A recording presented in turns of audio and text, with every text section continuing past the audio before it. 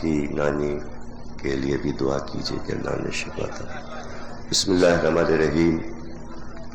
تمام تعریفیں اللہ کے لیے، درود اور سلام محمد اور آل محمد کے لیے۔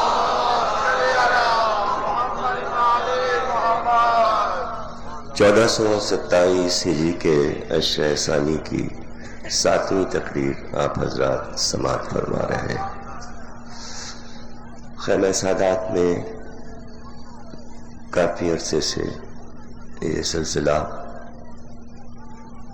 پہلا عشرہ تو 50 برس سے زیادہ ہو چکا، لیکن دوسرا عشرہ میرے آنے کے بعد جب سے میں نے پڑھنا شروع کیا، اس کی بنیاد اس لیے رکھی گئی تھی کہ اس زمانے میں لاہور میں نہ کوئی مجلس ہوتی تھی نہ کوئی عشرہ۔ عاشور کے بعد 11 محرم سے اسیران کربلا کے مصائب شروع ہوتے ہیں، اور اسی زمانے میں ہم لوگ غفلت برتتے ہوئے خاموش ہو جاتے تھے، اور پھر چہلم میں کہیں جا کے دوبارہ مجالس کا سلسلہ شروع ہوا کرتا تھا۔ تو اس کو عزا کو چہلم تک تسلسل دے کر ایک فکر دی گئی کہ آپ پہلی محرم سے 8 ربیع الاول تک ذکر حسین سے غافل نہ رہیں۔ جو مومنین عرصہ دراز سے آتے رہے، جو بچے اور بچیاں، ظاہر ہے کہ وہ اپنے تاثرات بھی بتاتے رہے، ہمیشہ خطوط کے ذریعے بھی اور مل کر بھی۔ تو ایک اطمینان رہا کہ ہمیشہ انہوں نے یہ اظہار کیا کہ ہمیں بہت سی باتیں آداب عزاداری علوم آل محمد سے متعلق معلوم ہوئی۔ تو مقصد یہی تھا کہ اس کے فوائد پہنچتے رہیں اور ایک نیک بنیاد پڑ جائے۔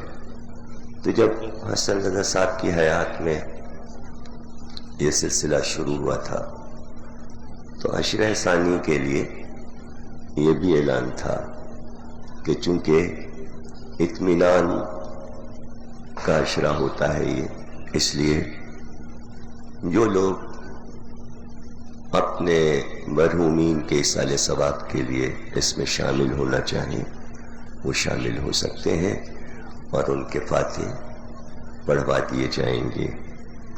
تو ہمیشہ لوگ اس میں شامل ہوتے رہیں۔ عشرہ یوں بھی جاری رہا اور جاری رہے گا، اور اس میں کوئی پابندی نہیں ہے کسی کے لیے۔ اور دوسری بات یہ کہ جو عشرے میں شامل ہو رہا ہے تو اس کے لیے یہ آسانی رکھی گئی کہ اگر وہ ایصال ثواب کرے گا تو ایک پورا الگ سے انتظام کرنا پڑتا ہے کہ لاؤڈ اسپیکر، فرش، ذاکر، ممبر، اعلان، جو 4-5 چیزیں مجلس میں ہوتی ہیں، یہاں سب چیزیں سجی ہوئی ہیں، صرف شامل ہو جانا ہے۔ تو یہ شمولیت جو تھی، اس کا مطلب کسی کے ذہن میں یہ نہ آئے کہ جس دن اس کے مرحوم کے لیے فاتحہ پڑھی جا رہی تو یہ مجلس آلریڈی اس کی ہو گئی اور وہ عشرے میں انٹرفیئر کرے۔ اس کو کوئی حق نہیں ہے کہ وہ خیمہ سادات کے کسی بھی عشرے میں اپنی رائے کو مسلط کرے۔ یہاں یہ بات میں واضح کر دوں کہ کسی کی رائے یہاں مسلط نہیں ہوتی، اور وہ آسانی کے لیے یہ اپیل کی گئی تھی، اگر کوئی نہ بھی شامل ہو تو مجالس تو ہوتی رہیں گے، تو کوئی مسئلہ نہیں ہے۔ تو یہ تو اپنی خوشی سے، تاکہ آپ یہ محسوس کریں کہ آپ کی اپنی مجلسیں ہیں، لیکن مینجمنٹ، انتظامیہ جس طرح یہاں کے جوان انتظام کرتے ہیں اس میں کسی کو نہیں بولنا چاہیے، اور یہ ذہن میں بات رکھنا چاہیے۔ موضوع کے اعتبار سے چونکہ کوئی خاص موضوع ہم نے مقرر نہیں کیا ان مجالس کے لیے، اور اس مرتبہ ہم نے جو پہلا عشرہ پڑھا اس میں بھی کسی موضوع کو مقرر نہیں کیا تھا، تاکہ جس دن بھی جو بھی بابرکت موضوع کا اشارہ ہو جائے تو اس سے یہ ہوگا کہ بہت سی چیزیں ہم سن سکتے ہیں۔ کسی ایک موضوع کے آنے کے بعد پھر یہ ہوتا ہے کہ پھر اسی موضوع پر رہنا پڑتا ہے، لیکن جب فرمائشیں آتی ہیں یہ پڑھ دیجئے یہ پڑھ دیجئے تو وہ چینج ہونے لگتا ہے۔ تو اس میں یہ کہ فرمائشیں تو آئیں اور کہا گیا یہ پڑھیے یہ پڑھیے، تو اس لحاظ سے سامنے کا یہ موضوع آیا کہ ہم تھوڑا تھوڑا ذکر حضرت غازی عباس کا بھی کریں۔ یہ صرف اس لیے کہ جو کتاب میں نے حضرت ام البنین پہ لکھی وہ اس لیے کہ یہ ایران، عراق اور بر صغیر میں جو علماء اور عرفاء نے آپ کی عظیم اور بابرکت شخصیت کے بارے میں لکھا ہے وہ یہ ہے کہ کوئی بھی دعا، کوئی بھی منت، کوئی بھی ضرورت، کوئی بھی پریشانی، کوئی بھی بلا بی بی سے اگر کہا جائے، مادر عباس سے کہا جائے، تو چونکہ باب الحوائج کی ماں ہے اور اتنا بڑا مرتبہ حضرت عباس کو ملا ہے، اور بی بی کی ذات میں معجزہ ہے، حالانکہ شہزادی کونین کے بعد بیاہ کرائیں، لیکن شخصیت کا کمال یہ ہے کہ اپنے کردار کو اس گھر کے وقار، عزم اور عزت کو دیکھتے ہوئے ذرا سا بھی کم نہیں ہونے دیا، اور صرف اس لیے کہ انہیں یہ معلوم ہے کہ میرے گود میں کون سا بچہ پلے گا اور مجھے ایسی ماں بننا ہے جو عالم میں بے مثال ماں ہو جائے۔ تو انہوں نے دنیا کو دکھایا کہ بغیر کسی منصب اور عہدے کے کہ میں کوئی معصومہ نہیں ہوں، میں کسی معصوم گھرانے کی بیٹی نہیں ہوں، میں سیلانی نہیں ہوں، لیکن میں نے عباس کی ماں بن کر زمانے کو دکھا دیا کہ حقیقی اسلامی ماں کیسی ہوتی ہے، اصلی اسلامی ماں کیسی ہوتی ہے۔ تو بی بی کے ذکر میں معجزہ بھی ہے، اس لیے میں نے چاہا کہ یہ برکتیں آپ سمیٹ لیں، اور اس میں نے کتاب میں یہ واقعہ لکھا ہے کہ ایرانی عام طور سے جب حج میں جاتے ہیں اور جب مدینے پہنچتے ہیں تو وہاں پہنچ کے چونکہ جنت البقیع میں آپ کی قبر ہے، بالکل دروازے میں داخل ہوتے ہی پہلی قبر حضرت ام البنین کی ہے، تو ایرانی جہاں بھی ٹھہرے ہوتے ہیں جلسے کرتے ہیں، سڑک پر، فٹ پاتھ پر، تو حضرت ام البنین کا دسترخوان ضرور کرتے ہیں۔ تو ایک ایسے ہی فٹ پاتھ پہ دسترخوان قافلے نے لگایا نظر کا، وہ اتفاق سے کسی شیخ کا گھر تھا، اس نے دروازہ کھولا تو اس کو غصہ آیا کہ سب سامنے بیٹھے کھانا کھا رہے ہیں، اس سے پوچھا یہ کیا کر رہے ہو تم لوگ؟ سب نے کہا بھائی یہ حضرت ام البنین کا دسترخوان ہم کر رہے ہیں۔ تو اس نے کھانے پہ لات مار دی، پھینک دیا سارا کھانا۔ تو تمام جو عزادار تھے انہوں نے اسی وقت دعا مانگی جنت البقیع کی طرف رک کر کے کہ بی بی اپنی کرامت ابھی دکھائیے۔ اسی وقت وہ جناب گرا اور اس نے پیٹ پکڑ لیا اپنا اور تڑپنے لگا اور پھر سے اسپتال لے جایا گیا۔ تو ڈاکٹروں نے کہا کہ بھئی بیماری کوئی نہیں ہے لیکن یہ بری طریقے سے تڑپ رہا ہے، چلا رہا ہے۔ تو اس نے کہا کہ ڈاکٹر کچھ نہیں کر پائیں گے، جیسی مجھے تکلیف ہے کہ میں مر جاؤں گا بالکل لگتا ہے، ان لوگوں کو بلا دوں جو میرے گھر کے سامنے کھانا کھا رہے تھے، تاکہ ہم ان سے معافی مانگ لیں، ہم سے غلطی ہوئی ہے، یہ اس کی ہمیں سزا ملی ہے۔ تو ان لوگوں کو بلایا گیا اور اس نے ان کے پیر چھو کے معافی مانگی۔ تو سب نے کہا کہ تم جا کے قبر ام البنین پر پہلے معافی مانگو، مادر عباس سے معافی مانگو، اس لیے کہ ہم نے ان سے توسل کیا تھا، ہم نے ان کو پکارا تھا، وہ تمہیں معاف کریں گے۔ تو بی بی چونکہ ایک جلالی شخصیت کی ماں ہے، تو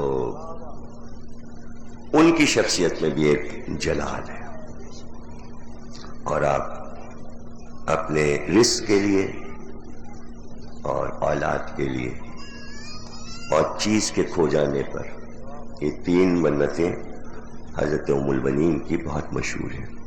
اور یہ انٹرنیٹ پر بھی ایک سائٹ umalbaneen.com موجود ہے جو بحرین سے اور قطر سے چلتی ہے، اور اس میں ساری چیزیں آپ دیکھ سکتے ہیں، موجود ہیں، حالانکہ وہ سب عربی میں ہے۔ ہماری یہ کتاب اردو میں ہے، تو وہ ساری چیزیں ہم نے ایک جگہ پر جمع کر دی، اور اتنے سبجیکٹ ہم نے اس میں ایک جگہ پہ کر دیے ہیں۔ یہ کتاب کی پبلسٹی نہیں ہے، یہ بلکہ مومنین کے لیے ایک تحفہ ہے، اور صرف لاہور کی ان مجالس میں ذکر کر رہا ہوں، ورنہ کتاب محرم سے پہلے آئی تھی کراچی میں نے نہ کتاب دی، نہ مومنین کو پتہ چلا، اور میں یہاں آ گیا۔ یہ آپ سے ایک محبت ہے، بولے آپ کتاب نہ بھی لیں، ہمیں اس کی کوئی پرواہ نہیں ہے، ہمیں کچھ باتیں بتانی کہ وہ جس طرح آپ دعائیں کراتے ہیں اور عقیدت اہل بیت سے رکھتے ہیں، تو دل چاہتا ہے کہ ہم تحفے دیں۔ تو کتاب میں تو بہت سی چیزیں بند پڑی رہتی ہیں، تو کیسٹ میں آ جاتی ہیں، لوگ سن لیتے ہیں، تو وہ زیادہ اچھا ہے۔ تو اس میں ہم نے تاریخ، رجال اور حدیث اور قرآن کے علاوہ ادب کے بھی چیپٹر رکھے۔ میر انیس اور مرزا دبیر کے کلام سے بھی میں نے اس میں میں نے یہ کیا کہ شعر سمجھنا اب اس دور میں ذرا سا مشکل ہو گیا، اور اگر مشکل شعر ہو جائیں، مشکل لفظ آ جائیں، تو پھر ظاہر ہے کہ ان کے معنی پوچھنے پڑتے ہیں یا لغت میں دیکھنا پڑتا ہے۔ تو ہم نے اس میں ایک ترکیب نکالی کہ جو بات میر انیس کہہ رہے ہیں شعر میں اور مرزا دبیر کہہ رہے ہیں حضرت ام البنین کے بارے میں، تو وہ شعر ہم نے لکھ دیے، اس کے بعد اس کو سلیس نثر میں اس کا ترجمہ کر کے اس کے بعد چھاپ دیا، کہ جس کے سمجھ میں شعر نہ آئے تو وہ نثر میں دیکھے کہ انیس نے کیا کہا اور دبیر نے کیا کہا۔ اور یہ بات میں نے اکثر کہی ہے کہ کربلا والوں کو سمجھنے کے لیے کسی تاریخ کی ضرورت نہیں ہے، کسی مقتل کی ضرورت نہیں ہے، اس میں آپ کو اہل بیت اور کربلا کا واقعہ بالکل سمجھ میں نہیں آئے گا۔ کربلا سمجھنے کے لیے جب تک میر انیس اور مرزا دبیر کو نہیں پڑھیں گے، کربلا کوئی نہیں سمجھ سکتا۔ اور اس کی میں نے ابھی مثال کراچی میں دی تھی، حضرت حر کا ایک مرثیہ ہم پڑھ کے آ رہے ہیں 6 محرم کو اتوار کے دن میں، تو اس میں نے تمام اہل ادب موجود تھے، اسلام آباد سے بھی لوگ گئے تھے اس میں شعراء وغیرہ شرکت کرنے، تو اس میں نے ایک بات بتائی تھی کہ جتنی کتابیں امام حسین پہ لکھی گئی ہیں، تو اس میں جب حضرت حر کا چیپٹر آیا تو بڑے بڑے علماء نے 2 لائنیں لکھی ہیں اس میں، انہوں نے لکھا کہ بھئی اگر آپ حر کا کردار سمجھنا چاہتے ہیں تو میر انیس کے مرثیے پڑھیے، اس لیے کہ تاریخ سے حر سمجھ میں نہیں آئے گا۔ اور مجالس میں بھی کتنا آدمی پڑھے گا مسائل میں 10 منٹ 15 منٹ، تو 15 منٹ میں حر کیا سمجھ میں آئیں گے؟ حبیب کیا سمجھنے آئیں گے, زہیر کیا سمجھنے آئیں گے؟ تو اس لیے پھر میں اپیل کرتا ہوں کہ مطالعہ ایک کارآمد چیز ہے, اور مطالعے سے ہی انسان بڑے فائدے حاصل کرتا ہے. اور اس کی جہتیں صرف یہ نہیں کہ تاریخ کی کتابیں پڑھ لی, تفسیر پڑھ لی, عملیہ پڑھ لیا, وظائف الابرار اور تحفۃ العوام پڑھ لیا. نہیں, ادب پڑھیے, ادب پڑھیے. اور میر انیس کے مرثیے تو معلومات کا خزانہ ہے, اور دنیا کی آسان ترین زبان میں 150 سال سے پورے ورلڈ میں مقبول ہے. تو کچھ حصے ہم آپ کو آج ایک حصہ سنائیں گے, ام المنین کی شادی کیسے ہوئی, مولا علی سے شادی کیسے ہوئی. اور اس کے بعد ایک حصہ ہم آپ کو سنائیں گے کہ 1 سال کے بعد جب حضرت عباس پیدا ہوئے تو ولادت پر کیا مسرت اور خوشیاں ہوئیں, اور کیا سما تھا جب ام البنین کا یہ چاند سا بیٹا پیدا ہوا. تو یہ دونوں حصے ہم آپ کو پہلے نثر میں سنا دیں گے, یعنی اشعار کی نثر جو ہم نے بنائی ہے, تاکہ وہ آپ کے ذہن میں محفوظ رہے. پھر شعر سنائیں گے, اور شعر اس لیے سنائیں گے تاکہ آپ کو یہ فرق معلوم ہو کہ نثر سننے میں اور شعر سننے میں فرق کیا ہے. اور یہ ہم ابھی سے آپ کو نہیں بتائیں گے, یعنی ہم یہ کر سکتے ہیں کہ شعر نہ سنائیں, صرف اس کی نثر سنا دیں آپ کو, لیکن ہم ایسا نہیں کریں گے. ہم پہلے اس کا ترجمہ پہلے سنائیں گے اور اصل چیز بعد میں, تاکہ آپ دونوں چیز کا فرق محسوس کریں کہ لطف کس چیز میں ہے اور شاعری کو اہمیت کیوں حاصل ہے. خود حضرت ام البنین شاعرہ تھیں. آل محمد میں صرف سرکار دو عالم کو چھوڑ کر سب شاعر تھے. 13 معصوم شاعر ہیں, صرف رسول اللہ شاعر نہیں ہے. ان کو اللہ نے شاعری کا علم نہیں دیا تھا, اور قرآن میں کہہ دیا کہ ہم نے رسول کو شاعری کا علم نہیں دیا. تو کائنات کا ایک ایسا علم ہے جو محمد کو نہیں ملا. علمناہ الشعر ینبغی لہ, سورہ یاسین میں اللہ نے کہا علمنا علم, علمناہ الشعر, شعر کا علم ہم نے نہیں دیا اپنے حبیب کو.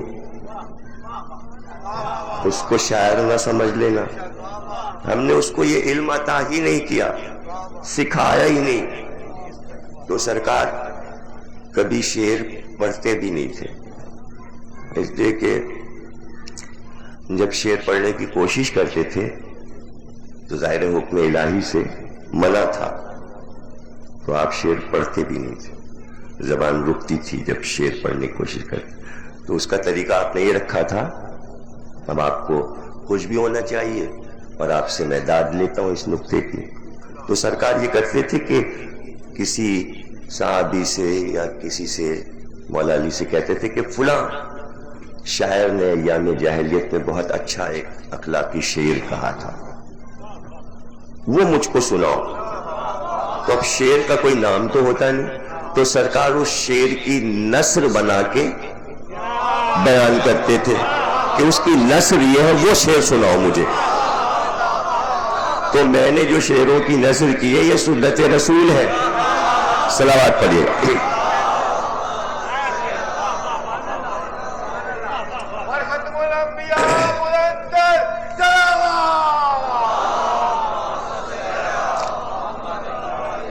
مقصود صاحب, آج ہمیں پانی کی ضرورت پڑے گی, بہت ہی تکلیف ہے آج, نزلہ بہت ہی پریشان کر رہا ہے.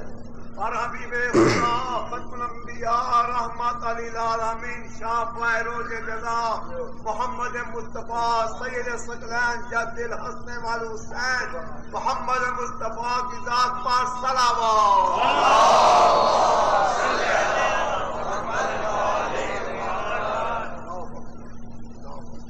اب آپ لوگ بہت دیر میں آنے لگے ہیں اور خود ہی اپنے مجلس کا ٹائم بنانا شروع کر دیا ہر سال کی طرح، تو اب دیر تو ہو جائے گی، 10:30 تو بج رہے ہیں، ہماری گھڑی میں تو 10:30 ہیں، آپ کے یہاں 10:15 ہوں گے میرے خیال میں، کراچی اور لاہور کا تھوڑا فرق ہے نا، تو میں ٹائم تو بدلتا نہیں ہوں اپنا، تو 1 گھنٹے بھی اگر ہم پڑھتے ہیں تو 11 ساڑھے 11 تو بجیں گے، اور پھر یہ کہ آپ کہتے ہیں کہ دیر تو نہیں ہو گئی، تو یہ ایک بڑا مسئلہ ہے کہ مجلس شروع ہوتی ہے 8:30 بجے، بچے پڑھتے رہتے ہیں، سلام ہوتے ہیں، سوسخانی ہوتی ہے، منقبتیں ہوتی ہیں، لیکن آپ اپنے ٹائم سے آتے ہیں۔ بہرحال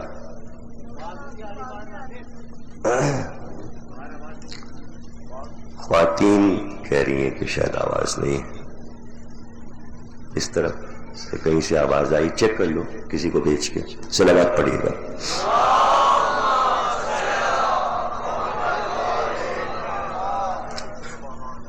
علی آقا نہیں بولا، علی علیہ السلام کی ذات پر بلند صلوات۔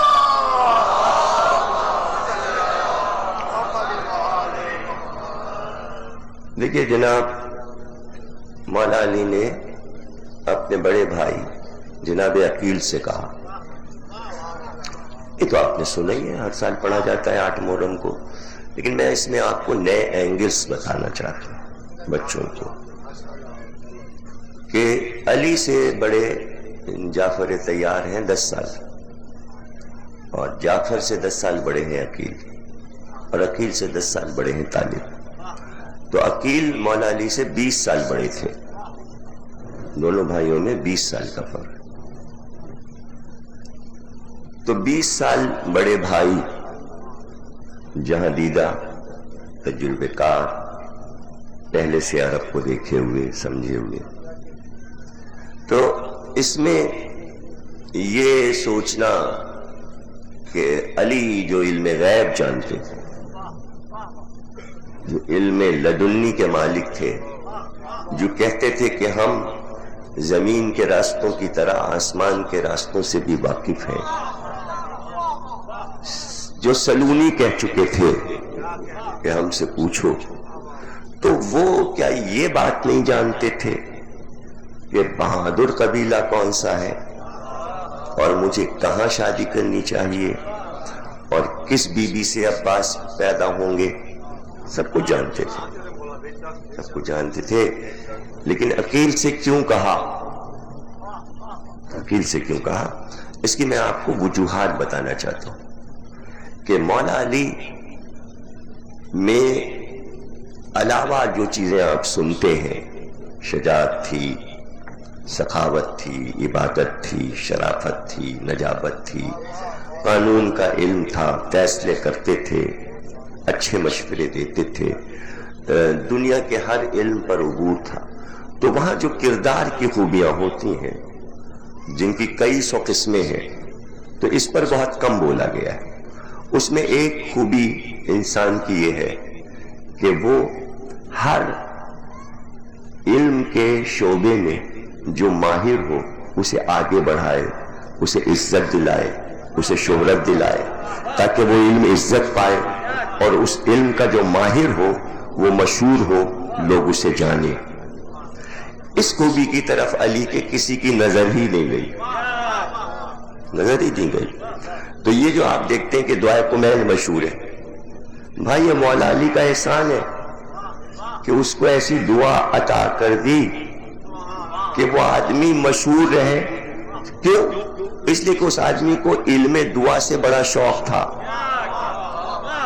اب دیکھیں کیسے علی نے اس کو مشہور کرایا کہ آج سب جانتے ہیں کمیل کمیل کمیل، حالانکہ کئی 100 صحابی تھے علی کے، لیکن چونکہ ایک سبجیکٹ پر وہ عبور حاصل کرنا چاہتا تھا تو آپ نے اس کو علم عطا کیا اور اس کو ایک دعا دے دی۔ اس نے وہ ساری زندگی پڑھتا رہا، اور اس کے بعد لوگوں نے کمیل سے وہ دعا لی۔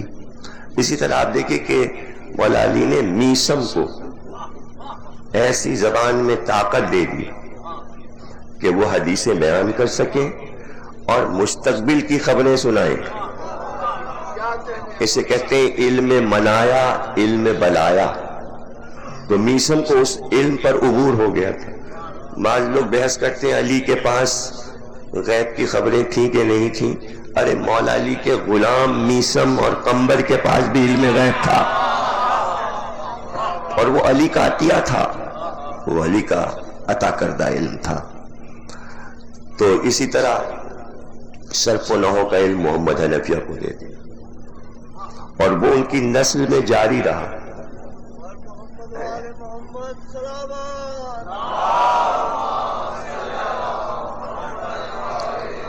ان کی نسل میں چلا، اور محمد حنفیہ کے جتنے بھی بیٹے آئے، پھر پوتے آئے، پھر پروتے آئے.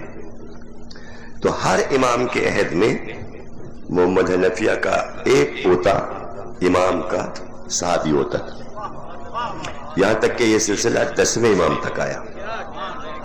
محمد حنفیہ کی 10ویں نسل میں ابو ہاشم امام علی نقی علیہ السلام کے صحابی. اب دیکھیں صرف و نحو زبان کا ایک علم عطا کیا تھا محمد حنفیہ کو، وہ نسل میں چلا، اور ہر نسل میں یعنی خاندان کی طرف سے علم جا رہا ہے، لیکن وہ اپنے علم کا ماہر ہے، لیکن وہ اپنے کو اس علم میں ماہر نہیں پاتا، حالانکہ ماہر ہے امام کی موجودگی میں. اس لیے زانو ادب وہیں طے کر رہ جاتے ہیں تاکہ پتہ چلے کہ اصل وہ ہے، میں اصل نہیں ہوں، اصل وہ ہے معصوم امام. تو ہر وقت امام کے پاس تشریف فرما.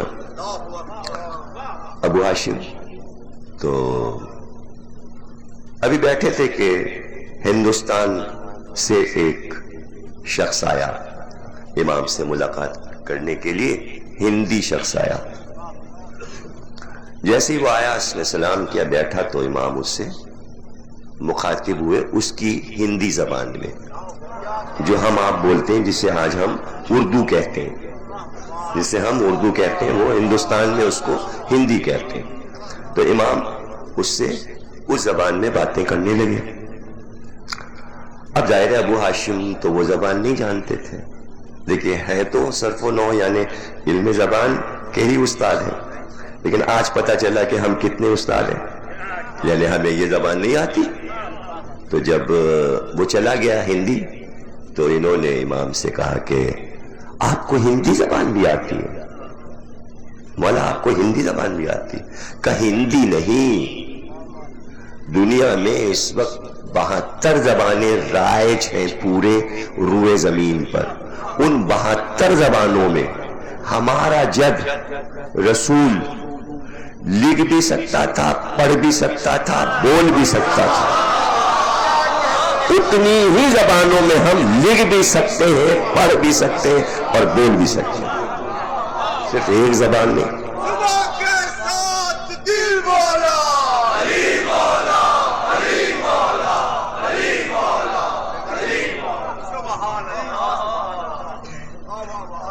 تو انہوں نے کہا کہ مولا کیا ہم یہ علم سیکھ سکتے ہیں کہ مختلف زبانیں ہم بھی سیکھیں اور بولنے لگیں؟ کہ کیوں نہیں، ہمارے پاس بیٹھے ہو. بھلے اس کا کیا مطلب ہے ہمارے پاس بیٹھے ہو؟ ابھی شہر علم کے دروازے پر ہو، مسئلہ کیا ہے؟ بیٹھے ہو یہاں دروازے کے پاس بیٹھ. کہ وہ سامنے جو کنکری پڑی ہے وہ اٹھاؤ. ایک چھوٹا سا ٹھیکرا پڑا ہوا تھا کنکری کا، وہ اٹھاؤ. ابو ہاشم نے اٹھا کے امام کو دے دیا. امام نے زبان پہ ایسے رکھا اس کنکری کو، اور کیسے منہ میں ڈال لوں؟ کہتے ہیں وہ میں نے منہ میں ڈال لیا. میں 72 زبانیں بولنے لگا اور ہر ایک کی بولی سمجھنے لگا. تو آپ نے دیکھا یہ اس لعاب دہن کا اثر ہے. کون سا لعاب دہن ہے؟ کہ جب سے کعبے میں فاطمہ بنت اسد کی گود رسول نے بچے کو لیا اور پہلی غذا زبان چسائی، کہ علی نے نہج البلاغہ میں کہا یوں مجھے زبان چسائی جیسے کبوتر اپنے بچے کو دانا بھراتا. وہ پہلا علی ہے، یہ 10واں علی ہے، وہ بھی علی، یہ بھی علی، ایک سلسلہ۔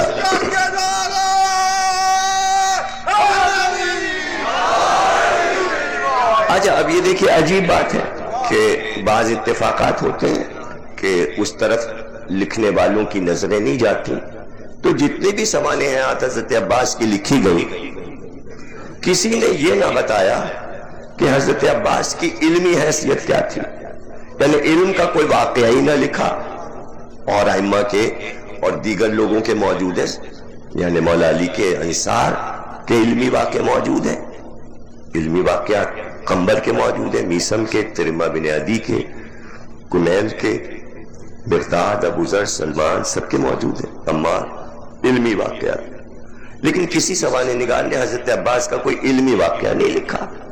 اب ظاہر ہے کہ نہیں لکھا، یہ لکھنے والوں کی کوتاہی تھی کہ ان کی نظر ادھر گئی نہیں، سب کا زور رہا حضرت عباس کی شجاعت، حضرت عباس کی شجاعت، تو وہ ایک سبجیکٹ پہ رہے اور بہت آئے تو وفاداری وفاداری وفاداری، پھر سقائیت سقائیت سقائیت، علمداری۔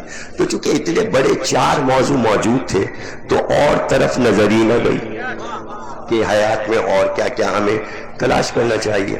تو نجف میں ایک عالم مجتہد مجلس پڑھ رہے تھے، تو پڑھتے پڑھتے انہوں نے مجلس میں یہ کہا کہ حضرت عباس بہت بہادر تھے، حضرت عباس بہت وفادار تھے، یہ تھی خوبی، یہ تھی، لیکن حضرت عباس میں علم نہیں تھا، علمی پہلو ان کا کمزور تھا۔ یہ پڑھ دیا انہوں نے۔ یہ کتاب ہے سیرت عباس ذیشان حیدر جوادی کی، اور یہ چھپی ہوئی آپ کو مل جائے گی افتخار بک ڈپو میں، اور یہ چھپی ہے کراچی سے، محفوظ بک ایجنسی سے۔ اس میں یہ واقعہ مجتہد نے مجتہد کا واقعہ لکھا ہے، میں اپنے کو بیچ سے ہٹاتا ہوں۔ ایک مجتہد نے، چونکہ وہ نجف میں پڑھتے تھے تو نجف سے ہی وہ واقعہ لائے، اور حضرت عباس کی سوانحات میں یہ واقعہ لکھا انہوں نے، تو انہوں نے یہ پڑھ دیا مجلس میں کہ حضرت عباس میں علم نہیں تھا۔ اب جناب رات کو سوئے وہ عالم صاحب، اب ظاہر انہوں نے خود ہی اپنا خواب بیان کیا ہوگا، تبھی کتاب میں چھپا۔ تو حضرت عباس خواب میں آئے ان کے، اور کہا یہ آج تم نے ایک مجلس میں میرے بابا کے روضے نجف میں کیا پڑھا، وہ ذرا مجھے سناؤ، دوہراؤ۔ اب یہ تھر تھر کانپنے لگے کہ سامنے کیسے دوہرائیں۔ تو حضرت عباس نے کہا بھائی یہ بتاؤ کہ تم عالم کیسے بنے، تم مجتہد کیسے بنے، علوم اسلامی کس کے ذریعے تم تک پہنچے؟ تو انہوں نے کہا مولا علی کے ذریعے، سارے علوم مولا علی نے دیے، راویوں نے ان سے لیا تو وہ ہم تک پہنچا، تو ہم علم علی میں اجتہاد کرتے ہیں۔ تو کہا اچھا میرے باپ کے علم میں تم سیکھ کے عالم کہلاتے ہو، 1400 برس کے بعد ہمارے باپ کے علم سے سیکھ کر تم عالم بن جاتے ہو۔ کتنے فاصلے ہیں 1400 برس میں، اور جو اس عالم کی گود میں پلا ہو اور عالم کی زبان چوسی ہو، اس کے علم پر تمہیں شک ہے؟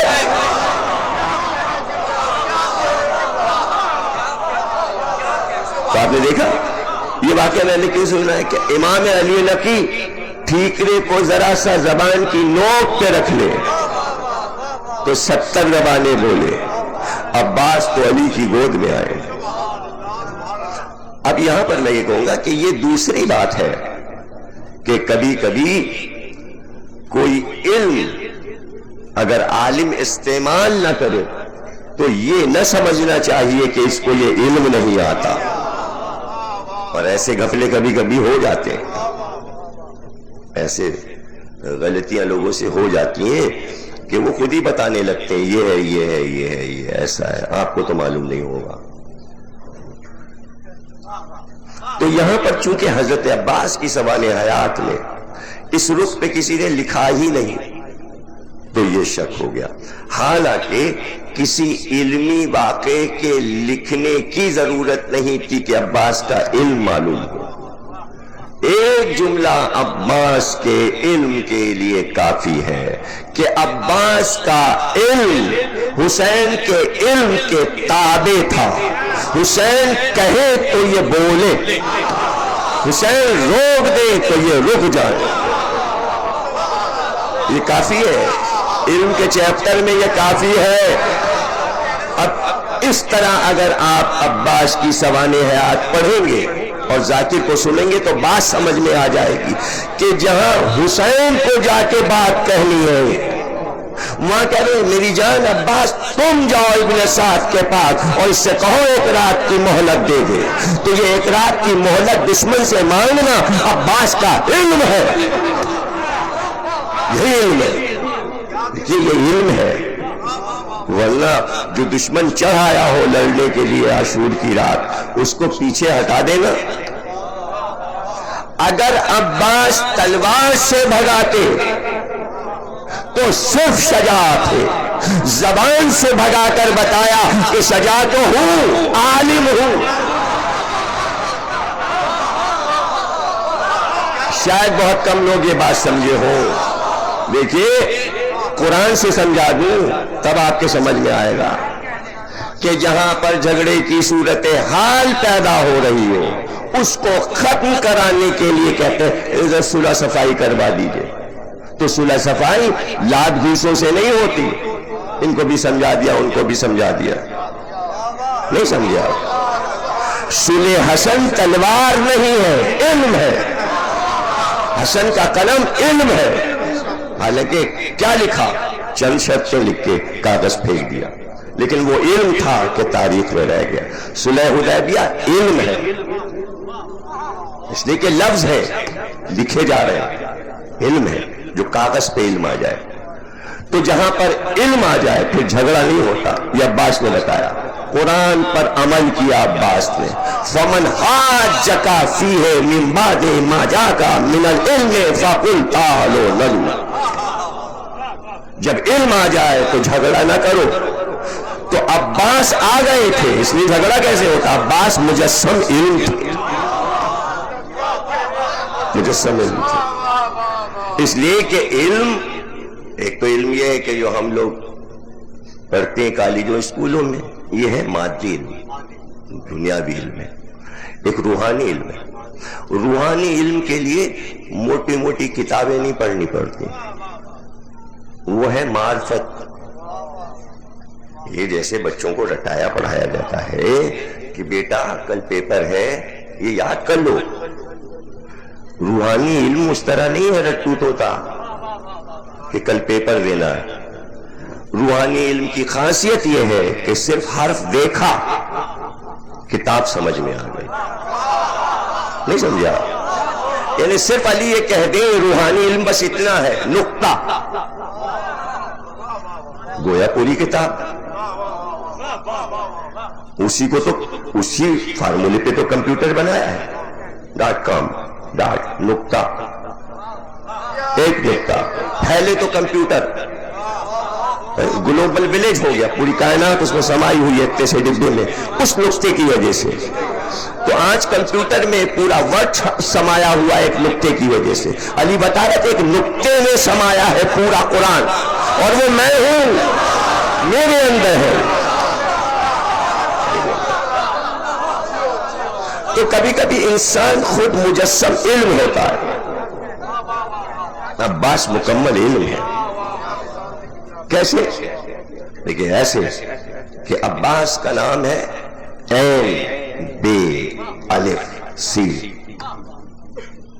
عباس، اور بے پر تشدید ہے۔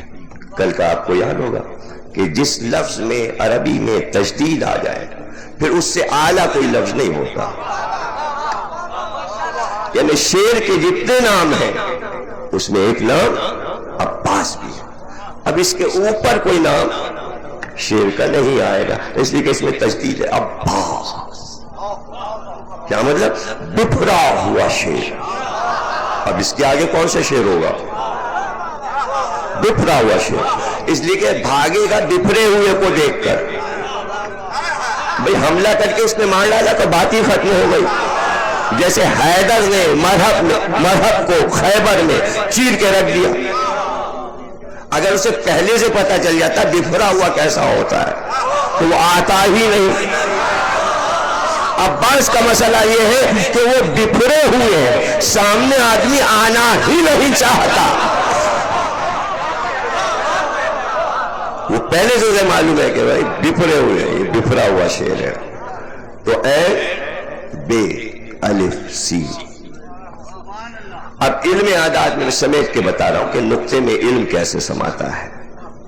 علم کیسے سماتا ہے؟ این ہر حرف کے عادات ہوتے ہیں. اکثر میں نے یہیں کی تقریروں میں یہ بات بتائی ہے کہ عربی میں آسمانی طور سے ہر حرف کا نمبر مقرر ہے. الف کا 1 ہے, بے کا 2 ہے, جیم کا 3 ہے, دال کا 4 ہے, حوض ہے کا 5 ہے, واو کا 6 ہے, زے کا 7 ہے, خطی بڑی ہے کا 8 ہے, توئے کا 9 ہے, یہ کا 10 ہے. کلمل کاف کا 20, لام کا 30, میم کا 40, نون کا 50. قرشت قاف کے 100, رے کے 200, شین کے 300, تے کے 400. سخص شین کے 600, خے کے 700 اور زوئے کے 800.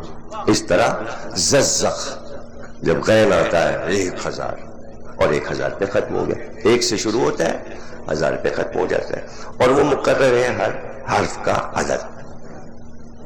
جہاں وہ حرف لکھا جائے گا تو اگر اس کو گنتی میں لینا ہے, آداب میں لینا ہے, تو وہ علم انہیں معلوم ہوتا ہے, ہمیں آپ کو نہیں معلوم. جیسے شارٹ ہینڈ میں کچھ نشان بنا لیے جاتے ہیں, ویسے ہی حرف لکھنے کی ضرورت نہیں, وہ عدد سے بات کرتے ہیں. عدد سے اگر انہوں نے کہا 1 تو اس کے معنی یہاں الف استعمال ہوا, انہوں نے کہا 2 اس کے معنی یہاں بے استعمال ہوا. تو یہ ایک علم ہے. اس کے بھی شعبے, اس میں ایک باب جمل ہے, باب صغیر ہے. اب جمل میں یہ ہوتا ہے کہ جو عدد لکھا ہے اس کو اور سمیٹ کے کم کیا جائے. یعنی وہ کیا طریقہ ہے کہ اور کم کیا جائے. یعنی ابجد میں جیسے الف ہے تو الف کا 1 ہے, لیکن الف جب لکھا جائے گا تو الف لام سے, تو الف کا 1, لام کا 30 ہے نا. اس طرح وہ لے کے پھر لکھ کے پھر وہ آپس میں جوڑے جائیں گے. جوڑ کے جو حاصل آئے گا اسے کہتے ہیں جمل. علم جمل سمجھ گیا. یعنی جو باقی بچ رہا ہے, جیسے 232 بچے تو 232 2 3 2 کو جوڑا 4 اور 3 7, 232 کے بنے 7. یعنی جو گنتیاں لکھی انہیں آپس میں پلس کر لیا جائے. 2 + 3 + 2 کتنے ہوئے؟ 7 ہے نا. اسے کہتے ہیں علم جمل. جب حرف وجود میں نہیں آیا تھا, اس لیے کہ رب جو ہے وہ حرف نہیں بولتا, تو کائنات جب بنی تو حرف نہیں بنا تھا. تو لوح پر جو قلم لکھا کرتا تھا وہ حرف نہیں تھا. حرف پہلی بار آدم پر اترا. قرآن پڑھ لیجئے, ہم نے اسماء بتائے, یعنی نام کا وجود اب ہوا. حرف اور لفظ آدم پر اترے اسماء کی شکل میں, اور پہلے لفظ جو بتائے گئے پہلے انسان کو وہ کیا تھے؟ وہ حروف تہجی تھے. محمد, علی, فاطمہ, حسن, حسین, یہ حروف تہجی جو آدم کو بتائے گئے. تب انہوں نے پہچانا عین کیا ہے, لام کیا ہے, یہ کیا ہے, میم کیا ہے, اے کیا ہے, دال کیا ہے, فے کیا ہے, سین کیا ہے, نون کیا ہے. حرف کو پہچانا, اسماء اتارے.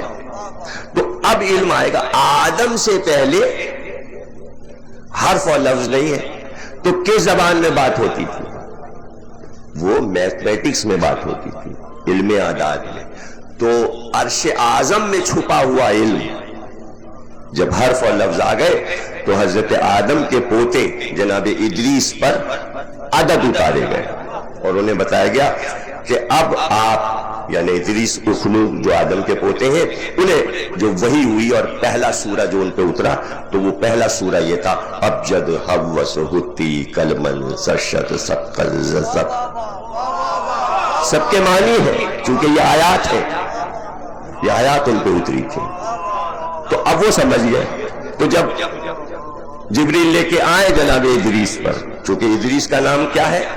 درس دینے والا، تو پڑھانے والی چیزیں انہیں پہ اتریں گی اس لیے کہ انہیں درس دینا تھا۔ تو یہ درسیات سے تعلق رکھتا ہے اور یہ علم میتھمیٹکس کا، حساب کا اتنا قدیم ہے کہ آگے بڑھتا ہے، پھر اسی سے شاخیں نکلتی ہیں، اسی میں الجبر کے ہزاروں سینکڑوں نام ہیں، کون سا کیا، یہ کیا ہے، وہ کیا، وہ کیا، بینک یہ وہ، تو یعنی اکاؤنٹ سے متعلق یہ سارے مسائل ہیں۔ تو اس کو سمیٹے، گھبراہٹ تھی نا لوگوں کو کہ بڑے بڑے 50 صفحوں میں ایک آفس کا پورا کام، رجسٹر لیے بنیے گھوما کرتے تھے، اس کو بہی کھاتا کہتے تھے، لمبی لمبی کتابیں ہوتی تھی لال رنگ کی، وہ لپٹی ہوئی بغل میں دبائے، اسی میں سب لکھا ہے اور ایسی زبان میں لکھا ہے کہ جس کی زمین گئی ہے، جس سے سود لیا جا رہا ہے، اس کو یہی نہیں پتا کہ کتنا سود ہے اور کیا ہے۔ تو اس لیے سائنسدانوں نے اس علم کو سمیٹ کے کمپیوٹر میں رکھا، یوں کیا، یوں ذرا سا اور پورے آفس کا پورا چارٹ دیکھ لیا۔ اب وہ نہ رجسٹر ہے نہ اتنے کلرک ہیں، تو ہر آفس میں اکاؤنٹ کا کام جو ہے وہ کمپیوٹر سے ہو رہا آرام سے۔ تو اس کو سمیٹا، کیا کیا؟ جمل کیا، رجسٹروں کو سمیٹ کے نقطے میں رکھا، اسے کہتے ہیں علم جمل۔ تو جب ادریس پہ یہ حرف اترے تو اسے کہا گیا اب جد، تو سمجھ گیا کیا کہا گیا، اب جد، باپ دادا کو نہ بھول گیا، اب مانے باپ، جد مانے دادا، اب جد۔ اسی طرح ہر حرف کے معنی جو کہ بتائے گئے، اسی طرح اس کے پیچھے عدد کام کر رہا ہے۔ تو عین کے 70 ہے اور بے کے 2 ہے، الف کا 1 ہے، سین کا 60 ہے، جوڑا عباس۔ عین کے 70، بے کے 2، الف کا 1، سین کا 60، جوڑا۔ تو بڑے کمزور ہیں آپ لوگ یار، میتھ بینک میں تو نہیں جا سکتے، کیا 7؟ وہ تو جمل بتائیں گے نا 7۔ ارے نہیں بھائی، عین کے 70، بے کے 2، الف کا 1، سین کا 60، کیا ہوا؟ 133 بنے نا۔ کتنی دیر میں بتایا، سیکنڈوں کا حساب لگا کتنی دیر میں جوڑا، اتنا سا 4 گنتیاں جوڑنے میں دیر لگی۔ 133، 3 اور 3 6 اور 1 7۔ عباس کے عدد کتنے ہوئے جمل؟ 7۔ تو جب اللہ نے چاہا کہ اس کائنات کو خلق کرے، اس نے آواز دی کن کن، تو آواز نہیں دی، وہ حساب تھا جو لوح نے لکھا۔ کیا لکھا لوح نے لکھا کاف کے 20، نون کے 50، کتنے ہوئے؟ 70، 7، یعنی کائنات 7 کے عدد پر بنی۔ تو کائنات کے علم کا آغاز جو ہوا وہ 7 کے عدد پر ہوا۔ عباس مجسم علم ہے نہیں، ابھی آپ نہیں سمجھے کہ علم کیسے ہے عباس، یعنی عدد میں 7 میں علم ہے۔ تو اب میں نے جملہ کہا تھا عباس مجسم علم ہے، علمی واقع ڈھونڈنے کی ضرورت نہیں ہے۔ سورہ علم میں 7 آیتیں، کتنی آیتیں سورہ علم میں؟ 7۔ اس لیے اس کو کہتے ہیں سبع مثانی، سبع کہتے ہیں 7 کو، مثانی کہتے ہیں 2 کو، یعنی 7 آیتیں 2 بار ہم نے اتاری، سورہ علم 2 بار اتری، اس لیے 14 ہو گئے، 7 کا دونا 14۔ سمجھ لینا. پورا قرآن آیا سورہ الحمد میں، عدد ہے 7، یعنی پورا علم قرآن کا 7 عدد میں ہے. عباس مجسم علم ہے، یعنی قرآن کا علم بھی رکھتے ہیں، علم امامت کے رموز سے بھی واقف ہے، علم ولایت کے رازوں سے بھی واقف ہے. کیوں؟ اس لیے کہ 3 معصوموں کے گود میں کھیلے ہیں، علی، حسن اور حسین. 3 معصوموں کے گود میں کھیلے. علی جیسا شہر علم کا باپ، وہی باپ ہے عباس کا. 2 بڑے بھائی حسن اور حسین، سمجھے نا. اور علم بولنے میں نہیں ہے، علم خاموشی میں ہے. بولا تو علم نہیں. کیوں؟ اس لیے کہ ہر انسان اپنی زبان کے پیچھے چھپا ہے. معصوم ان ساری مثالوں سے مستثنا ہے. معصوم بولے تو علم بنے، لیکن عام انسانوں کے لیے کہ خاموشی میں علم ہے، خاموشی میں علم ہے. عباس خاموش. کیوں؟ جب تک علی ہے بول نہیں سکتے، جب تک حسن ہے بول نہیں سکتے، اب جب تک حسین ہے بول نہیں سکتے. اتنے ہی بولیں گے جتنا حسین چاہیں گے کہ بولو. میں کیسی باتیں کر رہا ہوں، آپ کی کچھ سمجھ میں آ رہا ہے؟ یعنی اپنی طرف سے حسین سے کچھ نہیں کہیں گے کہ ایسا کیجئے اور ایسا کر لیجئے. جب حسین سوال کریں گے تو عباس جواب دیں گے، وہی عباس کا علم ہے. یعنی مرضی حسین سے بولیں گے. گویا امامت کی مرضی کے تابع ہے. اور کمال یہ ہے کہ عباس کے 7 عدد ہے. اس کو اگر آپ لفظ کو الٹ دیں، سین الف بے عین، تو بنے گا صابے. عربی میں صابے کہتے ہیں 7 کو. یعنی ہر طرف سے عباس کا عدد 7 ہے. اچھا، اب 7 میں علم، 7 کے عدد میں خلقت کائنات، 7 کے عدد میں اللہ اپنی بات کو جب کھل کر کہے تو وہ بھی 7 کے عدد میں آتا ہے. سورہ یاسین میں لفظ مبین 7 بار آیا. مبین کے معنی کھلا ہوا علم، یعنی 7 بار سورہ یاسین میں اللہ نے مبین مبین مبین، یہ اللہ کا کھلا ہوا علم، ظاہر بظاہر. تو علم چھپے تو 7 میں، علم ظاہر ہو تو 7 میں. اب اس میں یہ نہیں ہو رہا ہے کہ جب ہم عباس کے علم پر گفتگو کر رہے ہیں تو شجاعت کی نفی ہو گئی. نہیں، شجاعت بھی 7 میں ہی چھپی ہے. اس لیے کہ بدر کے سپاہی جو اسلام کی پہلی حق و باطل کائنات کی جنگ ہے اور مارتا ہے، سپاہی کے 313 کے بنتے 7، یعنی بدر کا پورا لشکر ایک طرف اور عباس ایک طرف. شجاعت بھی اسی میں، شجاعت بھی اسی میں.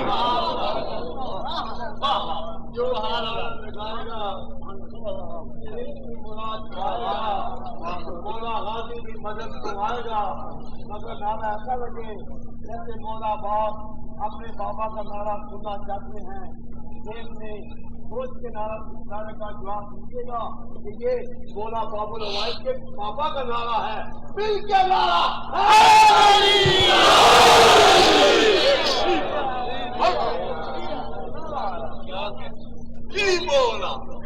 اچھا، ایک آپ کہتے ہیں کہ نادے علی مظہر العجائب. کیا مطلب ہے اس کا؟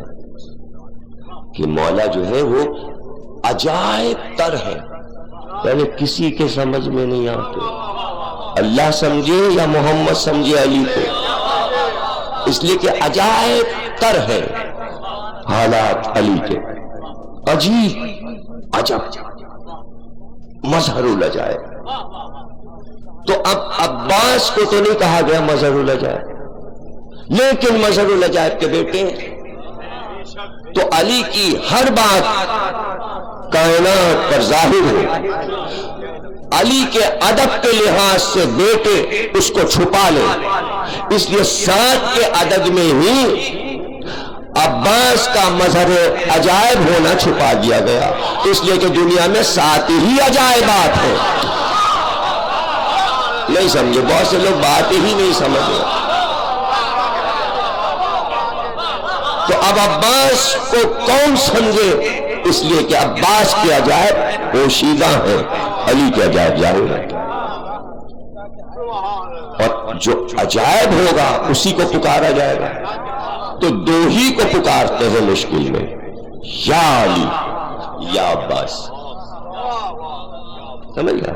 تو اس طرح اگر میں صرف یہ بتاؤں کہ عباس کی بلندی کیا ہے، تو وہ بلندی بھی اسی 7 میں چھپی ہے، اس لیے کہ 7 آسمان ہے.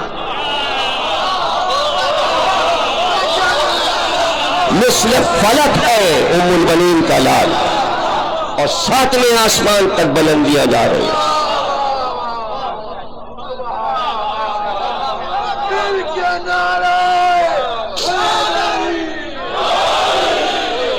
تو اس 7 کے عدد میں جو راز ہے بے شمار راز.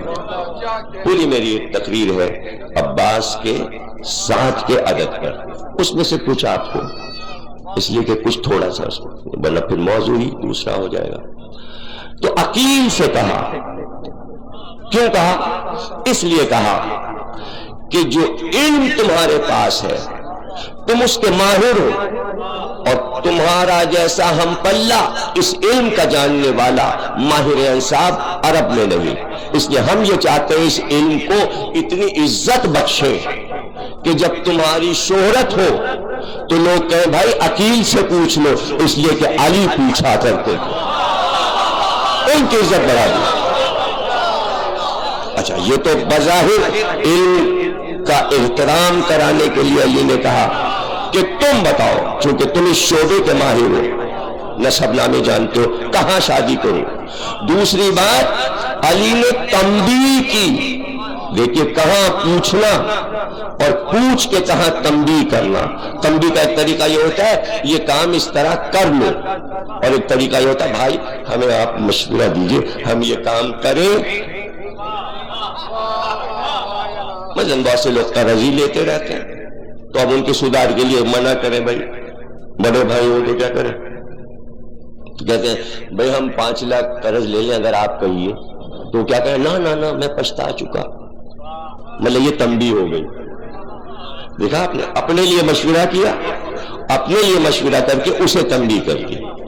تو عقیل سے یہ کہہ کر کہ بہادر قبیلے کی لڑکی ڈھونڈو تاکہ میں اس سے شادی کروں تو اس سے ایک بہادر بیٹا پیدا ہو، یہ تھی عقیل کو تنبیہ.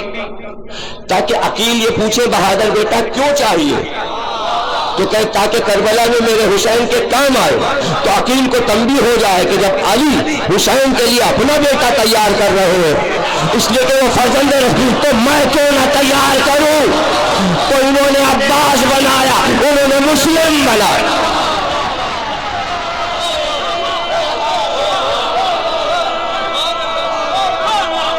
اب شجاعت میں دونوں برابر، نہ یہ کم نہ وہ کم، نہ یہ کم نہ وہ کم. بھیج رہے تو یہ کہہ کے خط میں یہ لکھ رہے یہ آئے ہیں تو سمجھنا میں آیا ہوں. تم نے ان کے ہاتھ پہ بیعت کی تو گویا میرے ہاتھ پہ بیعت کی. تو عباس اور مسلم حسین کی منیت کی منزل پر ہے. رسول سے کہا گیا تھا سورہ برات وہ لے کے جائے تو تم میں سے ہو، تو حسین اسی کو لائے جو حسین سے تھا. وہ مسلم ہو یا عباس.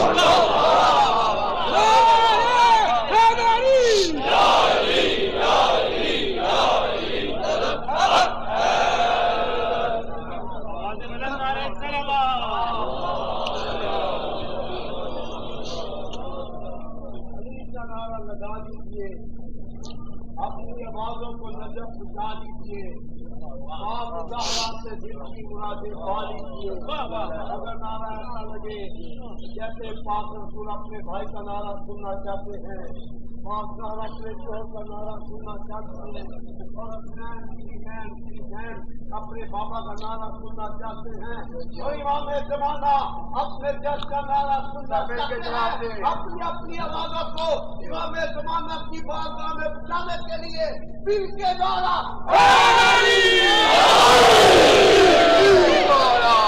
اب ظاہر ہے کہ بہت تھوڑا سا ٹائم ہمارے پاس رہ گیا، تو ہو سکتا ہے ولادت حضرت عباس تک پہنچتے پہنچتے دیر لگے، تو وہ پورشن کل کی تقریر میں آج کی حد تک ہم مرزا ربیع جو میر انیس کے ہم عصر ہیں، انہوں نے مرنے سے 6 مہینے پہلے یہ مرثیہ لکھا تھا، اور یہ ان کا آخری مرثیہ ہے۔ اس لیے اس کو لوگ تحفہ اور نعمت سمجھتے ہیں کہ اس کے بعد پھر انہوں نے قلم ہاتھ میں نہیں لیا، اور یہ آخری مرثیہ ہے، اور یہ 200 بند لکھنے کے بعد بھی ادھورا رہ گیا۔ یعنی اس میں انہوں نے ام البنین کی شادی سے شروع کیا، حضرت عباس کی ولادت تک آئے، اس کے بعد سراپا لکھا، جوانی لکھی، جنگ اور شہادت نہ لکھ پائے تھے کہ انتقال ہو گیا، تو مرثیہ آدھا رہ گیا۔ یہ آدھا مرثیہ شاکار اور کمال ہے، اور اس کے صرف جو پہلا مصرع ہے، یعنی جہاں سے مطلع جسے کہتے ہیں کہ جہاں سے مرثیہ شروع ہوتا ہے، صرف وہ مصرع صدیوں انسان بیٹھے، سارے پروفیسر بیٹھے اور اس کی شرح کریں اور لکھتے چلے جائیں، تو مشکل ترین منزل ہے کہ انہوں نے مرثیہ شروع کیسے کیا۔ آپ دیکھیے کہ کیا یہ الہام کے بغیر، یعنی پہلا مصرع اٹھا کے قلم لکھا کہ عباس کا مرثیہ شروع کیسے کرے، اور یہ آخری مرثیہ ہے، تو جب آخری ایسا ہے تو پہلے کے کیسے ہوں گے؟ چھوڑ دیجیے۔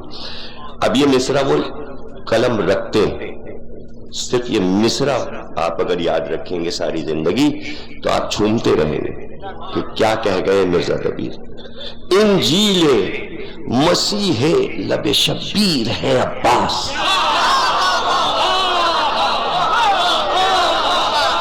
حسین کے لب، حسین کے لب مسیح ہے، اس مسیح کی انجیل عباس۔ یہ کیا میں نے ترجمہ، یہ ترجمہ ہوا نہیں، یہ ترجمہ ہوا نہیں، انجیل مسیح لب شبیر ہے عباس۔ اور مشکل ہے کہ میں اشعار بھی آپ کو سنا سکوں، تو پہلے جو میں نے ان اشعار کی نثر بنا لی ہے وہ سناتا ہوں کہ کیا ہوا۔ کہتے ہیں، شروع یہاں سے کرتے ہیں کہ حضرت ام البنین کے والد گرامی مرزا ربیع کہہ رہے ہیں، حزام کلابی کے یہاں جب حضرت علی علیہ السلام کا پیغام پہنچا، حضرت ام البنین کی والدہ سمامہ کلابیہ نے خوشی کے عالم میں اپنے شوہر سے پوچھا، کیا رسول اللہ کا داماد اور وصی میرا داماد بنے گا؟ یہاں سے گفتگو شروع ہوئی۔ حزام نے کہا، مبارک ہو، ہاں علی اب ہمارے داماد ہوں گے۔ وہ علی، حزام کہتے ہیں یعنی ام البنین کے والد کہتے ہیں اپنی زوجہ سے، ہاں وہ ہمارے داماد ہوں گے۔ کون علی؟ وہ علی جو شاہ علتان ہے، خواجہ قمبر ہے، دوش پیغمبر پر جن کو معراج ہوئی ہے، دنیا کے عظیم شہنشاہ سلیمان، سکندر، خاقان، قیصر ان کے محکوم ہیں۔ یہ حزام کہہ رہے ہیں۔ نام علی میں ایسی برکت ہے کہ گرتے ہوئے انسان بھی سمجھ جاتے ہیں۔ 17 رجب عقد ام البنین کی تاریخ طے پائی۔ سمامہ کلابیہ نے عالم مسرت میں کہا، میری بیٹی ایک عظیم گھرانے میں بیاہ کر جائے گی، یہ حضرت فاطمہ زہرا صلوات اللہ علیہا کی امداد ہے۔ یعنی بی بی کے اشارے پر دیکھیے اس کی عقیدت، دیکھیے کہ میری بیٹی اس گھر میں جا رہی ہے، جب تک بی بی امداد نہ کرتی تو کیسے اس گھرانے میں جاتی؟ تو اب وہ کہتی کہ بی بی کی امداد ہے۔ حضرت خدیجہ کا داماد میرا داماد ہوگا؟ جناب سیدہ النساء نے جنت میں مجھے اور میرے گھر کو یاد رکھا، اسی لیے میں شہزادی کی مودت کا دم بھرتی ہوں۔ یعنی یہ واضح ہو گیا کہ مودت کے گھرانے میں رشتہ گیا ہے، معرفت کے گھرانے میں رشتہ گیا۔ حضرت ام البنین کا نام، مرزا دبیر کہتے ہیں، حضرت ام البنین کا نام حمیدہ تھا، وہ مجموعہ اوصاف حمیدہ تھی، تقوی اور طہارت میں انتخاب تھی، مگر دل میں درد بھرا ہوا تھا۔ اللہ نے ان کو ہاجرہ بی بی جیسا دل عطا کیا تھا جس میں صبر ہی صبر تھا۔ ان کا نسب بی بی سارہ کے نسب کی طرح پاکیزہ تھا، دل میں جناب آمنہ کے ایمان کی طرح ایمان کا چراغ روشن تھا، زہد و خوف الہی حضرت مریم کی طرح تھا، سر کی چادر کا آنچل ایسا تھا کہ جناب بلقیس کے سجدے کا سجادہ تھا۔ یہ ابھی نثر سنا رہا ہوں، جو شعر پسند کرتے ہیں تو شعر میں تو کچھ اور ہی منزل ہوگی، میں تو ترجمہ سنا رہا ہوں، اصل تو کچھ اور ہے۔ جناب ام البنین پردے کی پابند تھی، گھر کے افراد کے علاوہ کسی نے انہیں بغیر برقعے اور مکھنے کے نہیں دیکھا تھا۔ مولائے کائنات کا رشتہ کیا آیا؟ سمامہ کلابیہ مادر ام البنین پھولے نہیں سما رہی تھی۔ حضرت ام البنین کے حجرے میں آ کر بیٹی کی بلائیں لے کر چپکے سے کہا، بیٹی تیری نسبت فاتح خیبر سے ہو گئی، آج ہماری قوم، ہمارا قبیلہ فقر عرب ہو گیا، ملک عرب میں ہم عزت دارین پا گئے۔ عقد کی شام آئی، وہ شام کہ جو دو عیدوں کی سرخی لیے ہوئے آئی، وہ شام جس نے صبح سے خراج وصول کیا، وہ شام جس میں شب قدر کا جلوہ تھا، 14ویں کے چاند والی رات کا پرتو تھا، شب معراج کا حسن تھا۔ علی کی بارات چلی، شام سے رات ہو گئی۔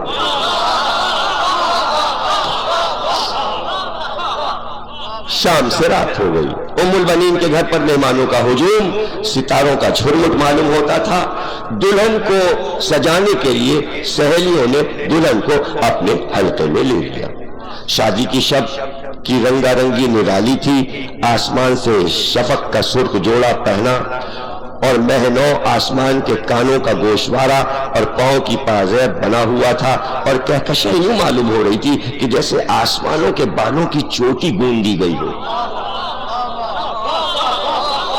یہ تشبیہوں کے ترجمے کیے ہیں میں نے۔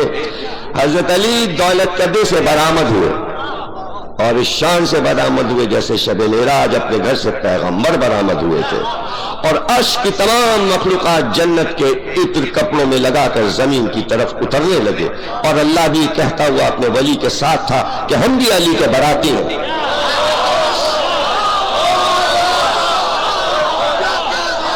یہ مرزا دبیر کہہ رہے ہیں، ہم بھی علی کے باراتی ہیں۔ اب کیا، یعنی اللہ آیا تو کیا کہتا ہوا آ رہا ہے؟ وہ علی جو اللہ کے نور کی آیت ہے، قبیلہ بنی دارم کی طرف بارات لے کر گئے، جیسے ہی بارات کو دیکھا قبیلہ بنی دارم نے آنکھیں فشراہ کی اور اس طرح قدم بوسی کی جیسے سایہ قدموں سے جزا جڑا رہتا ہے۔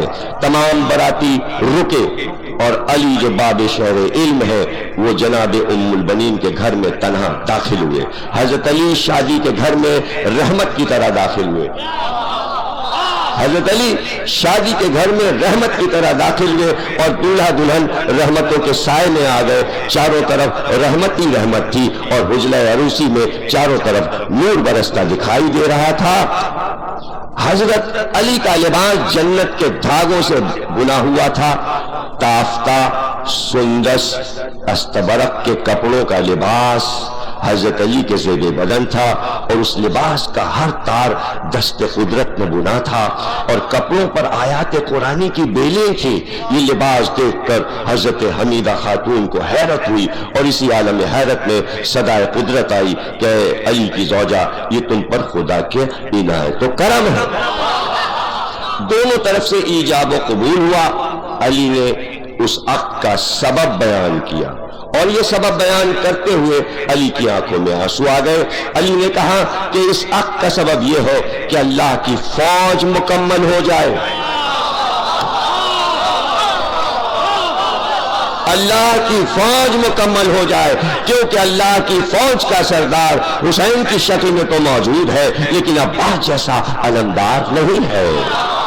ایک دن وہ آئے گا کہ میرے حسین سے زمانہ برگشتہ ہو جائے گا، ایک دن میں سارا گھر لٹ جائے گا اور میری بیٹی زینب 6 مہینے مصائب و آلام میں اسی طرح دن گزارے گی کہ کبھی ظالم کے دربار میں جانا ہوگا، کبھی زندان کو بسانا ہوگا۔ حضرت علی جناب حمیدہ سے فرما رہے ہیں کہ تمہیں اللہ 4 بیٹے عطا کرے گا، فاطمہ کے بیٹے عرش کے تارے ہیں اور تمہارے بیٹے فرش کے تارے ہیں۔ حسن اور حسین عرش کے تارے ہیں، تمہارے بیٹے فرش کے تارے ہیں۔ تم نبی کے نواسوں کو زیادہ چاہو گی بتاؤ کہ اپنے بیٹے عباس کو زیادہ چاہو گی؟ یہ عقد ہو رہا ہے، یہ خطبہ عقد ہے، باتیں کربلا کی ہو رہی ہے۔ فاطمہ زہرا کی شہادت کیا ہوئی؟ میرا گھر ہی اجڑ گیا، میرے گھر میں بیٹے حسن اور حسین اور 2 بیٹیاں زینب اور ام کلثوم بن ماں کے بچے ہیں۔ میرا حسین بلا اور مصیبت میں گرفتار ہوگا، اس کو لوگ نہ تو کعبے میں رہنے دیں گے نہ مدینے میں چین لینے دیں گے۔ کربلا میں عاشور کی ظہر کو میرے حسین پر قیامت گزر جائے گی۔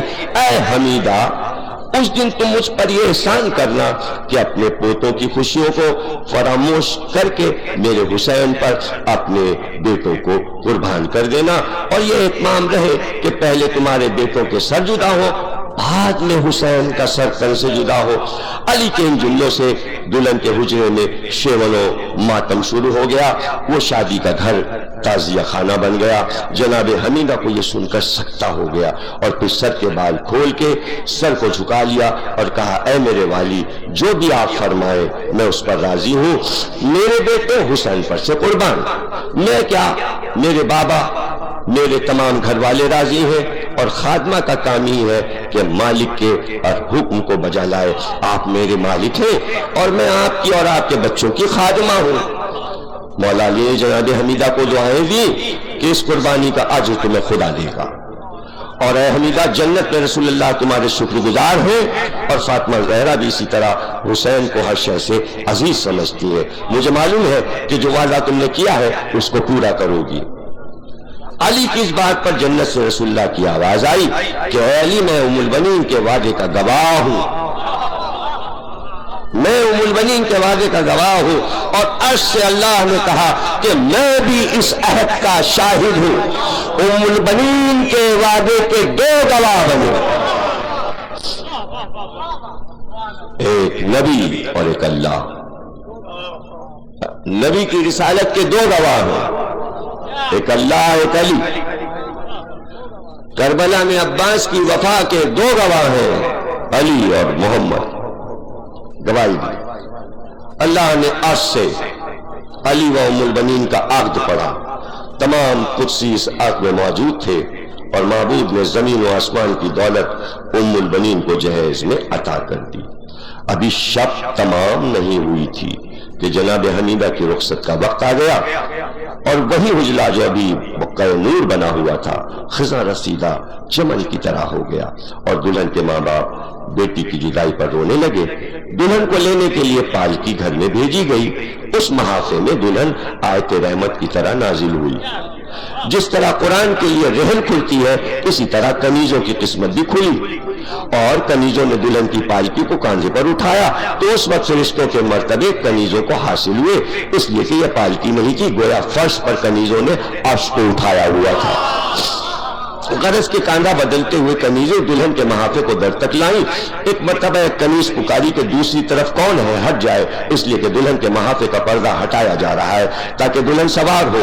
تو دوسری طرف سے آواز آئی کہ ہم جنت کے ملائکہ اور حوریں ہیں، اور ہم سب علی کے حلقہ بگوشوں میں ہیں، ہم علی کے حکم کے غلام ہیں، اور ہم جنت سے اس پالکی کو اٹھانے کو آئے ہیں۔ اور سورہ قل واللہ پڑھ کے حوروں نے اور ملائکہ نے پالکی کو کاندھے پر اٹھا لیا۔ راستے میں مشل کی نہیں بلکہ حور و ملائکہ کی آنکھوں کی روشنی پھیلی ہوئی تھی۔ جناب حمیدہ محافے میں رات کو حضرت بلقیس کی صورت جلوہ گر تھی. ایسا معلوم ہو رہا تھا جیسے قرآن کے سورہ واللیل میں آفتاب چمک رہا ہو. ایک یہ وقت تھا اور ایک وہ وقت کہ جب مدینے میں حسین ابن علی کے قتل کی خبر پہنچی تو یہی بی بی جناب حمیدہ بغیر نالین اور چادر کے دوڑتی ہوئی اس مجمع میں پہنچی جہاں حسین ابن علی کے قتل کی خبر سنائی جا رہی تھی. الغرض کنیزوں نے جناب حمیدہ کی سواری کو علی شاہ ولایت کے دولت قدے میں اتارا. بی بی حمیدہ نے گھر کی ویرانی دیکھی، بڑھ کے جناب زینب کو کلیجے سے لگایا اور اس وقت جناب زینب اور جناب حمیدہ کی گفتگو کیا بیان کی جائے کہ جناب حمیدہ اپنے کو جناب زینب کی کنیز کہتی تھی اور جناب زینب جناب حمیدہ کو ماں کہتی تھی. ایک مرتبہ حضرت علی کی نظر جناب حمیدہ کے بازو پر پڑی تو دیکھا ایک نورانی لو جناب حمیدہ کے بازو پر بندھی ہوئی ہے اور اس پر باریک اور واضح نقش سے قدرت کے دستخط تحریر تھے. حضرت علی نے جناب حمیدہ سے پوچھا تمہیں معلوم ہے یہ کیا ہے؟ جناب حمیدہ نے فرمایا کہ مولا جس شب یہ آپ کی کنیز پیدا ہوئی اسی شب میری ماں کو یہ آواز آئی کہ ہاں خبردار ہو جاؤ کہ تمہاری یہ بیٹی علی کے گھر کا چاند بنے گی، یہ بیٹی حسین کے علمدار کی ماں بنے گی. تو حضرت علی نے کہا وہ ہماری آواز تھی، وہ ہماری آواز تھی. جناب حمیدہ نے خوش ہو کر کہا کہ یہ راز آج مجھ پر کھلا کہ وہ آپ کی آواز تھی. اللہ نے ولادت کے وقت ہی ایک وعدے سے ممتاز فرمایا اور یہ لوح میرے سرانے سے دستیاب ہوئی. اور اب میری یہ دعا ہے کہ میری پیشانی پر یہ تحریر بھی لکھی ہو کہ یہ کنیز حسین ابن علی پر یہ اپنی اولاد کے ساتھ قربان ہو جائے. یعنی یہ تمنا کی کہ میری پیشانی پہ یہ لکھ جائے کہ میں وہ کنیز ہوں جو اپنے بیٹے عباس کو جو حسین کا غلام ہے میں اسے قربان کر دوں. یعنی یہ جذبہ ام البنین میں پہلے ہی پیدا ہو چکا تھا. کل انشاءاللہ پھر شروع سے عرض کریں گے تاکہ تمید نہ ہو اور یہیں سے کنٹینیو تقریر ہو جائے تاکہ آپ اس کا لطف بھی لیں کلام کا اور ولادت کے حالات بھی ہم آپ کو سنائیں. تو آپ نے غور کیا کہ ایک چیز ہے بغیر اطلاع کسی آفت کا آ جانا اور ایک یہ کہ اطلاع ہو کہ یہ ہونے والا ہے. یہ سب سے مشکل منزل ہے، یہ بہت مشکل منزل ہے. یعنی ایک ماں اپنے بچے کو پالے اور اس ارمان میں پالے شادی ہو بیاہ ہو اولاد آگے بڑھے اور اچانک اس بیٹے کا کوئی حادثہ ہو جائے کوئی واقعہ ہو جائے تو قیامت کا مقام ہے. لیکن جب یہ معلوم ہو کہ یہ اتنا برس کا ہوگا یہ عمر اس کی ہوگی تو یہ واقعہ ہوگا اور اس کے بعد وہ پالے تو اس کے معنی اب اس پرورش میں راز الہی ہے. وہ اپنے لیے کام نہیں کر رہی بلکہ وہ خدا کے لیے کام کر رہی. تو ام البنین کا وہ مرتبہ ہے کہ انہیں پہلے سے یہ معلوم ہے کہ میں جو یہ بچے پال رہی ہوں کیوں پال رہی ہوں. آپ سمجھے نا، یعنی وہ خدا کے لیے یہ کام کر رہی ہے. تو جب خدا کے لیے یہ کام کر رہی ہے تو ادھر سے کچھ تحفہ آئے تو سب سے بڑا تحفہ یہی تھا کہ ہم تمہیں باب الحوائج بنا دیں اور تمہارے بیٹے کو باب الحوائج بنا دیں کہ حاجتوں کا دروازہ تم ماں بیٹے بن جاؤ کہ جو ہاتھ اٹھائے تمہاری بارگاہ میں آ کے تم اسے عطا کر دو. یا کوئی شرک اور بدعت کی بات نہیں ہے، یہ انعام ہے عباس اور مادر عباس کا. یہ عقیدت اور محبت ہے. جس کا دل چاہے صرف اللہ سے مانگ کے دیکھ لے کوئی چیز اور نہ ملے تو یہ میرا وعدہ کہ عباس یا عباس کی ماں سے مانگ کے دیکھ لے کسی مذہب اور مسلک کا ہو تو میں غلامی لکھ دوں، غلامی لکھ دوں. مانگ کے دیکھے بغیر کسی وسیلے کے نہیں ملے گا، نہیں ملے گا. لیکن وہی چیز پکار کے کہے عباس مادر عباس ام البنین نہ ملے ایسا ناممکن، اس لیے کہ باب الحوائج ہے. آپ نے ابھی سنا مرزا دبیر نے ایک بات کہی کہ دلہن کا محافہ ہماری کو کہتے ہیں. یہ عرب کی پالکی تھی جس پہ خواتین بیٹھتی تھی، پردہ پڑتا تھا، دلہنیں اس پہ رخصت کی جاتی تھی. سفر میں بیویاں اس پہ بیٹھتی تھیں، اسے محافہ کہتے تھے، محمل کہتے تھے، اماری کہتے تھے، بہت سے نام۔ تو اس کے فوراً بعد ایک بات کہی ہے مرزا دبیر نے کہ دلہن کو علی کے گھر لے جانے میں اتنا اہتمام کہ کنیزوں نے پکار کے کہا کہ پچھلی طرف جو لوگ ہیں وہ ہٹ جائیں، اس لیے کہ بی بی سوار ہو رہی ہے، علی کی زوجہ سوار ہو رہی ہے۔ تو ادھر سے آواز آئی ہم ملائکہ ہیں، ہم حورے، یعنی پردے کا پورا اہتمام۔ اس کے فوراً بعد دو جملے کہیں کہ ایک دن یہ تھا کہ اس طرح سواری، اور ایک دن وہ تھا۔ وہ ایک دن کیا تھا جو ڈیل لائن میں مرزا دبیر کہہ گئے؟ جب میں شعر کل سناؤں گا تو وہ آپ پر واضح ہو جائے گی۔ وہ بات کیا تھی؟ وہ بات یہ تھی کہ جیسے ہی مدینے میں یہ شور ہوا تو تمام علماء نے لکھا کہ بعد علی شہادت علی کے بعد کب ہوئی مولا کی شہادت؟ 40 ہجری میں۔ 40 ہجری کے بعد 20 برس 61 ہجری تک 20 برس بعد شہادت علی ام البنین کبھی گھر سے نہیں نکلی۔ تو لکھا ہے علماء اور عرفا نے کہ بی بی کو مدینے کے راستے بھی پتہ نہیں تھے۔ یہ ہے ماتم۔ ختم ہو گئی میری تقریر، یہی ہے مسائل۔ ایک جملہ صرف کہوں گا جس کے لیے یہ تمہید کر رہا ہوں، وہ جملہ آپ کے لیے تحفہ ہوگا جو میں کہنے جا رہا ہوں، اور وہ علمی جملہ ہوگا، مسائل کا جملہ ہوگا، معرفت امام کا جملہ ہوگا، جس پہ میں تقریر ختم کر رہا ہوں۔ تو جیسے ہی بشیر نے پکارا اے اہل مدینہ کیا آرام سے بیٹھے ہو، کچھ پتا بھی ہے تمہیں؟ شہر کا سردار مارا گیا، حسین کا گھر کربلا میں لوٹ گیا، فاطمہ کا گھر تاراج ہو گیا۔ تو تمام گھر والے باہر نکل آئے، شارائیں بھر گئی۔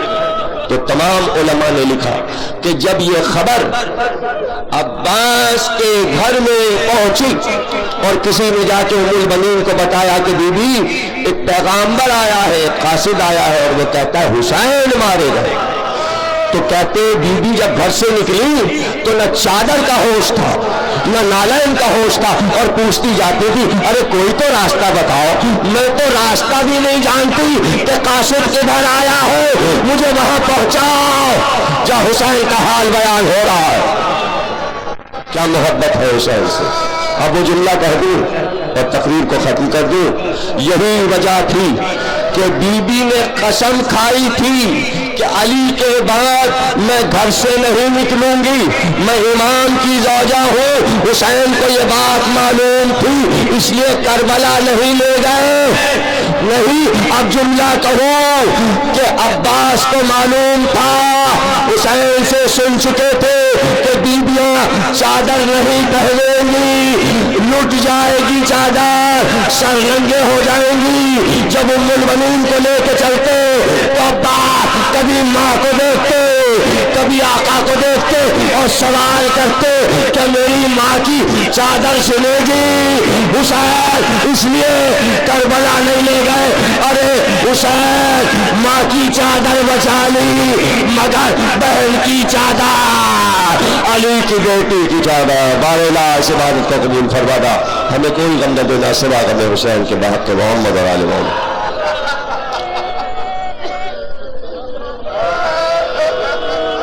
باب الحوائج کے صدقے میں تمام مومنین کی دعاؤں کو قبول فرما۔